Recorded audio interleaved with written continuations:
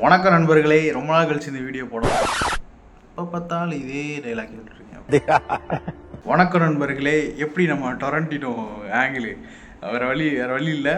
என்னோட இதை வந்து நான் உடச்சிட்டேன், ட்ரைபாடை உடஞ்சிருச்சு. வேறு வாங்கிறதுக்கு வரைக்கும் இப்படி தான். இதுவும் நல்லா தான் இருந்துச்சு, அதனால் அப்படியே மெயின்டைன் பண்ணிக்கிட்டேன்.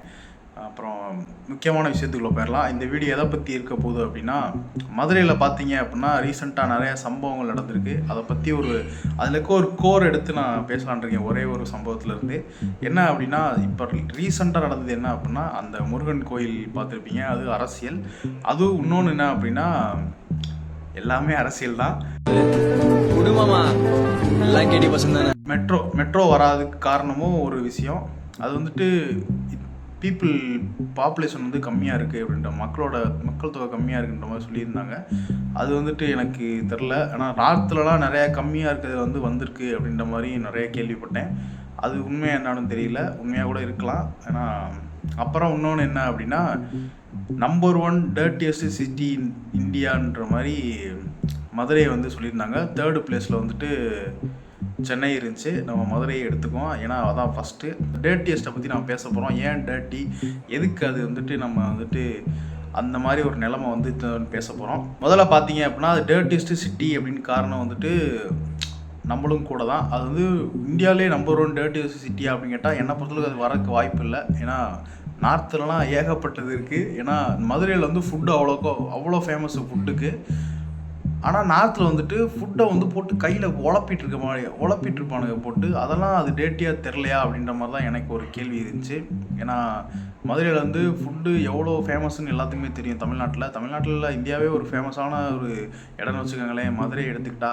ஆனால் நார்த்தில் ஒரு பானிபூரி ரசம் கலக்கிறதா இருக்கட்டும், ஒரு சாக்கடையில் உட்காந்து கலக்கிற ரீசெண்டாக ஒரு வீடியோ பார்த்தேன்.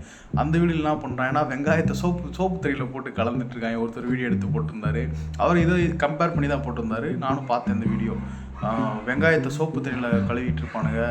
இதெல்லாம் எப்படி இதை சொல்கிறதுனே தெரியல. எவனா சோப்பு தெரியல, அதுவும் தட்டு டம்ளர் கழுவுற தண்ணியில் போய் கழுவி இருப்பான்னு நினைக்கிறேன். அந்த மாதிரி பாத்திரத்தையும் கழுவிட்டு அதுலேயும் வெங்காயத்தை கழுவி அதையே சாப்பாடு செஞ்சு இந்த சைடு இருக்குது நார்த்தில். ஆனால் ஏன் அது டர்ட்டியஸ்ட் சிட்டி வரலன்னு எனக்கு தெரில. உண்மையாகவே மதுரை குப்பையாக தான் இருக்கா, சுத்தம் இல்லாமல் தான் இருக்கான்னா இருக்க வாய்ப்பு இருக்குது. ஏன்னா அது சிட்டியை பொறுத்தளவுக்கு மதுரை அப்படின்னு சொல்லியிருக்காங்க. மித்த மாவட்டங்களும் அதே நிலைமையில தான் இருக்குது. அது பெரிய சிட்டியாக இல்லாதனால அது நம்ம அந்த கேட்டகரியில் வரல. நிறையா மாவட்டங்கள் அப்படி தான் இருக்குது. இப்போ இதுலேருந்து நம்ம என்ன தெரிஞ்சுக்கிறோம் அப்படின்னா, மக்கள் வாழ்கிறாங்க அப்படின்னா, இந்த இந்தியாவில் இருக்க மக்கள் முக்கால்வாசி பேர் சிவிக் சென்ஸ் இல்லாமல் தான் இருக்காங்க. ஒரு பொது அறிவு இல்லாமல் குப்பையை ஒரு இடத்துல போய் போடணும், குப்பையை ஹேண்டில் பண்ணணும்னு தெரியாமல் இருக்காங்க.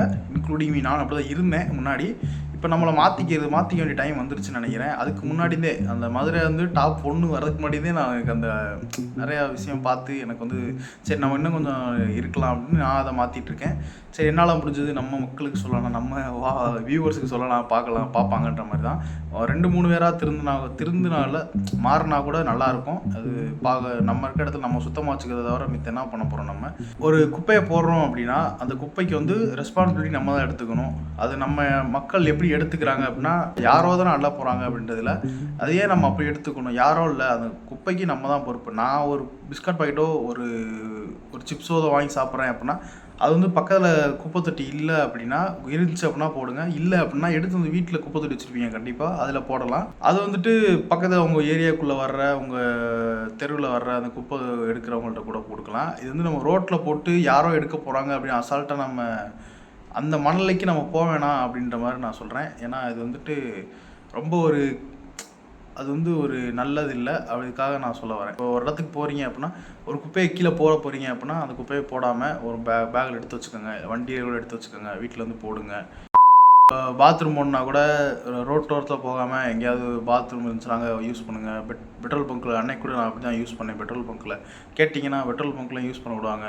அது மாதிரி நம்ம இடத்த சுத்தமாக வச்சுக்கலாம். என்னை பார்த்து என் ஃப்ரெண்டு பார்த்துட்டு இவன் என்னடா அவன் அப்படின்னு சொல்லிட்டு இருந்தான். நான் பாத்ரூம் போது பார்த்துட்டு அவனும் பெட்ரோல் பங்க்கில் அவனும் அதை என்னை பார்த்துட்டு அவனும் ஃபாலோ பண்ணான். அது பார்க்க நல்லா இருந்துச்சு. கரெக்டாக இருந்தீங்கன்னா அப்படி ஃபாலோ பண்ணுவாங்க. அதனால் ஒரு விஷயத்த ஃபாலோ பண்ணுங்கள். அது ஒரு நல்ல விஷயம். இது நமக்கு நல்ல விஷயமோ இல்லையோ, நம்ம சுற்றி இருக்கவங்களுக்கு நல்ல விஷயம், எல்லாத்துக்குமே நல்ல விஷயம். அவ்வளோ அந்த வீடியோ முடிஞ்சு. இந்த வீடியோவில் வந்துட்டு நான் எப்படி சொல்ல வந்ததை கரெக்டாக சொல்லியிருப்பேன்னு நினைக்கிறேன். ஷார்ட் அண்ட் ஸ்வீட்டாக சொல்லி முடிச்சிட்டேன்னு நினைக்கிறேன். ஓகே, போயிட்டு வரேன்.